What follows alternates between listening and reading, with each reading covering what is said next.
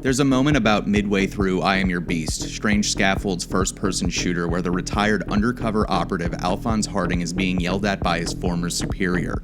Through a choppy stream of sentences appearing on the screen that match the cadence of the words as they are spoken, the commander screams, "You are declaring war on the government!" And Harding responds, "I'm whittling a bird out of soap, Charles." This interaction made me gasp for breath laughing the first time I saw it, and each subsequent time it came up on my multiple playthroughs of the game, I stopped laughing and started thinking a little bit more. See, Alphonse Harding was the silent hand that guided many governmental shifts and war efforts across the world. You never know that at first from his calming demeanor as he dictates his diary entries.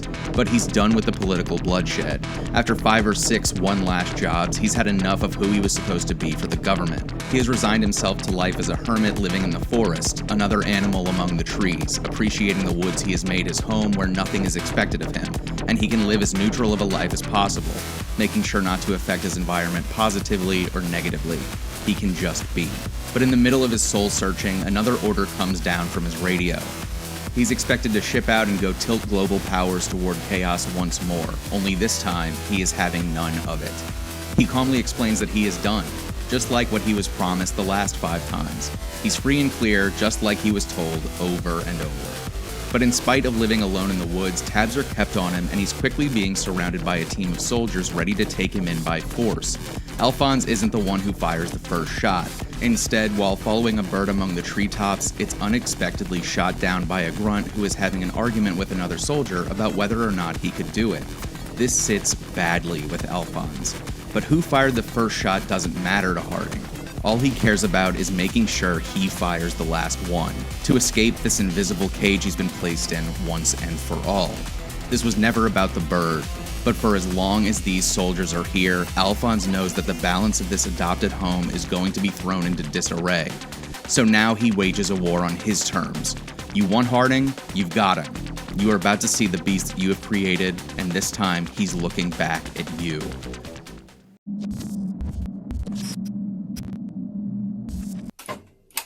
I'm what the COI made me. And I'm not going back.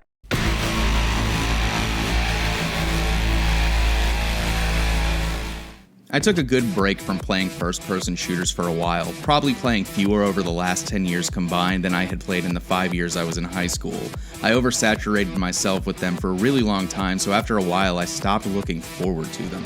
But in the last 12 months or so, I've picked them back up to see what the genre has been able to bring to the table. The answer is a whole lot. And my next video will also be about first-person shooters, namely the Doom franchise, but for a different reason. I feel like I would pay for a new level pack of this game every month because of how satisfying the second-to-second gameplay is and how endless the possibilities feel every time you start a level. The key to the game's satisfying gameplay loop is the improvisation and fluidity on the first playthrough in each stage. The trick to the game is to never stop moving. If you hesitate for a second, you're probably not going to get a solid grade on the S through D scale you are rated on at the end of each level. But it is worth stumbling through each one the first time just to clear it to get an idea of what the layout looks like. Which brings us to likely the most polarizing aspect of progression. In order to unlock later levels of the game, you can't just clear the earlier levels. You have to play those levels more than once to either achieve secondary goals or get S ranks. Normally this is a hard pass for me as I rarely have the desire to practice a game until I reach perfection. I love watching speedruns and high-level play, but I can't justify spending that much time on one game in my own life. I just like playing too many different games, and after a while of repetition it can feel like the enjoyment for the game bleeds away into feeling like a job. But I Am Your Beast makes me feel differently about the trial and error because each second feels like an opportunity to try something else. There is movement in the world from the moment you start a level. Soldiers are on patrol and walking back and forth, and nests of hornets buzz atop the trees. Once you get running, eyes set on you rather quickly and the reaction takes place. You're immediately surrounded by gunfire from pistols to assault rifles to sniper rifles to rocket launchers. But when you fight back, guns go flying in the air and you can grab them before they hit the ground, and you spin around, sprint toward an enemy, slide into them to knock them out, turn to your left and bam, headshot on someone else. It's exhilarating. And each run can mean another dozen or so ways to fight your way through the horde. If you're bored of just headshotting everyone, grab a knife and go melee. So by the time you've tried a bunch of different methods, you can string your experiments together to make a single run. You start to get into the flow of the game and you feel like an animal thriving on instinct, thinking 5 steps ahead of the current action. You feel like you're really in the shoes of a lone assassin facing teams of soldiers who mistakenly hide behind the faux cockiness of having strength in numbers. Each decision you make matters because every bullet is coming at you. But you can also tell based on the chatter over the radio that every soldier assumes someone else is going to get the shot that ends this madness once and for all. Instead of keeping an eye on the S-rank time, I was playing to have fun. The good ranks were secondary, and the game gives you an ample tool chest to keep things fresh. So by the time you start to care about getting new levels unlocked, you probably have chiseled away a path that not only feels ridiculously fun to pull off, but is an efficient way to get through as quickly as possible.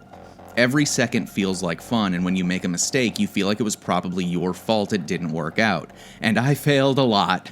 However, instead of feeling the pain of defeat building toward a sense of frustration, I learned from my mistake and was excited to implement a different plan the next time I tried. Instead of throwing a knife at one person, I noticed a hornet's nest above their head, and that would take out an entire trio of soldiers in one single action. Learning how to take out multiple people at once in as few fluid motions as possible is a huge part of what makes this game feel so satisfying to play. When I was in college, I had a roommate who was a big hunter. I don't even own a gun, so it was always interesting to hear about other trips he had taken. When he went to Africa, he had a guide who told him if he ever shot at a leopard, he better not miss, because if you do, you and everyone around you is going to get bit. That is what playing this game feels like, except you're the leopard. Everyone else is a poor hunter trying to take you down and missing. And as capable as they are, when you get in the groove of running as fast as you can, kneecapping people to flip their guns in the air, and then spinning around and shooting a barrel to take out everyone around it, there isn't a thing they can do about it. They all get bit. If you want to actually see all the levels this game has to offer, you'll be playing each of the 27 main story levels at least twice. In order to unlock the extra challenge levels that reward high-level play and provide an increase in challenge, you need to get S rank on multiple levels. I wish there was a way around that. I will likely never get to S rank on all 27 levels, so a semi-large chunk of the game is locked behind that. But since release, there have been 2 different free expansions that ramp up the insanity without forcing you to play perfectly. During the main missions, you get the full story from the perspective of Harding as he fights his way through an infinite number of soldiers that increase in armor and weaponry. But what I absolutely love about the DLC is that you get the story from a different perspective. From a support group of soldiers who accidentally survived Harding's assault. This black comedy has soldiers who went to the bathroom at the right time or fell asleep and woke up to mass carnage talking about their experiences. And each of their tales add to the legend of the man that took out their squadrons.